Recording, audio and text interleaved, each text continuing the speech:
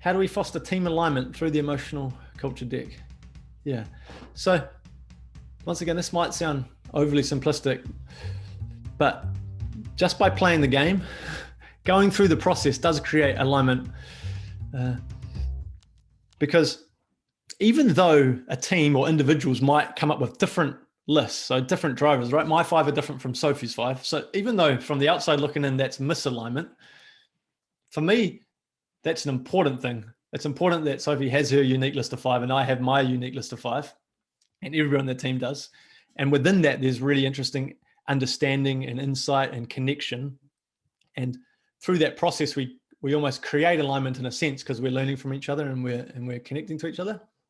Now, when you go to the team piece, I think this question has come up previously, but you'll see in the workshop plan, you start with going through individual, so self-awareness, what I want to feel and not feel. And then you move to, okay, now what's important for our team? And just to give you some context, so previously, throughout the first year, I think, maybe even longer, 1.5 years of using the game, the process that I followed was that you came up with your list of 5 as individually. So let's say there's 5 of us. We'd all came up with a list of 5. So there'd potentially be 25 out on the table. There might be some crossover. And I used to say from that list of 25 or 20, now pick the most important ones that you believe should be at the heart of our team culture. And I remember in one workshop in particular here, when it got to that point and each of those teams went up to present their top 5, I saw a couple of people immediately withdraw and pull back, and because none of their list got to the team's 5. And I realized in that moment that I'd actually inadvertently alienated or created a way to alienate people. And so from that moment forward, I said, come up with your individual list, because that's really important to you as an individual and what drives you. And then when we talk about the team, put the cards back together and start afresh and go, okay, now from all of the cards, what do you think is most important to our team? So there's 2 distinctive conversations there, and you don't risk somebody's individual ones not making the list because we're framing individual versus team. And now even when people don't pick the same cards, once again, that could be seen as misalignment.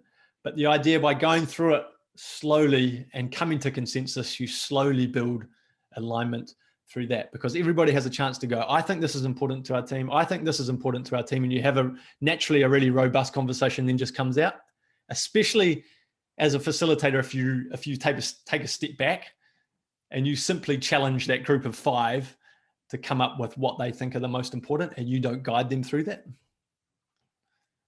And I specifically use the word challenge. So I say your challenge is to now come up with a list of 5, because it just sort of frames the mindset as people go into that process of debating and putting forward the reason why they think that card's important and why I think that card's important. So through that whole process, you do actually create alignment.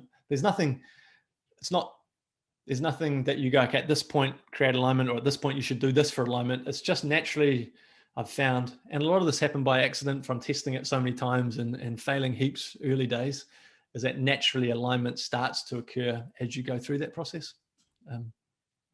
But not being on the same page with individual ones is not a thing at all. I say, let's celebrate our differences when it comes to that. It's important to celebrate that you want to feel different, something different from what I want to feel. Yeah.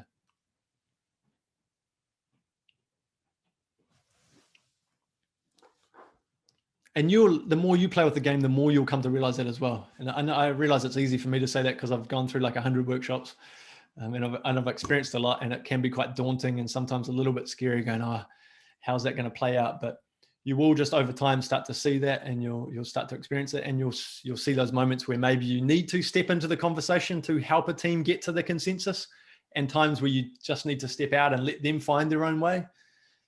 I don't have any magic tips on that apart from the more you do it, the more you learn the moments where it's best to stand in, where it might be right to step in and say, okay, let's move to the next step, or to step out and let them go a bit longer. That's why I'm so bad at keeping to time in this workshop, because some teams, they'll have the most amazing, robust conversations and you won't want to step in and stop that. You'll want to let them debate that because it's just really healthy and it's interesting to hear different perspectives. But then also, if you're watching your clock and you're like, well, I only had 10 minutes for that section, it's gone 20 minutes now, it starts to become a little bit, I start to get a little bit anxious around it. But once again, you need to use your intuition for your team. Yeah. Jeremy, just on that, we ran a workshop for our larger group, and some of the advisors just helped support the group conversation when it got to that sort of transition. Okay. And all of us did it differently, but one of the ways that worked really well was everyone just put their cards in the middle of the table. They had to remember what their card was so they could get it back, but put them all in. And it was really interesting to see a group of people stand around and just start to physically sort and go, oh, what do you mean by that? Oh, that actually, that's the same one, and then introduce a new one. And it was really interesting because I was a little bit worried that someone might go, oh, crikey, mine didn't make the grade. But they just reordered it all and sort of came up with some themes. But what I found really good about that is the narrative of when they then shared back to the bigger group around what and it was a big group, so they only came up with 3, what their top 3 were. Their story was just like it really came to life because it was such a connection. So that was just an experience I had, and that might not work for every group or every person, but everyone again kept that physicality with the cards, which is cool. Yeah, nice. I've experienced that as well. And that's why I often say I'd take a real step back at that point and just lay down the challenge and saying your challenge as a group is to get to consensus on it. You do that however you please. And sometimes that's laying them all out like that and pushing them around.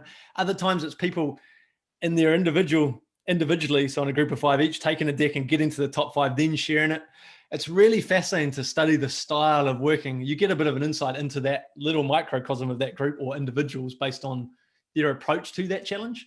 But that's also part of it because that's the problem solving bit, the working together bit. That is just, and I didn't design it that way on purpose. It just happens by taking a step back and letting people do that. Some of the scary moments I've had running this workshop is where I've gone, oh, I don't think I explained that properly. And then watching them do something that they weren't supposed to do and it working out, and me going, oh, wow, okay, that works that way. That's interesting. Just by quelling my inner critic, which is to say, no, stop, don't do it that way. That's not the way you're supposed to do it. And then watching them do something new with it and it's still working out. So sometimes it's okay to let people go on off a little tangent and find their own way.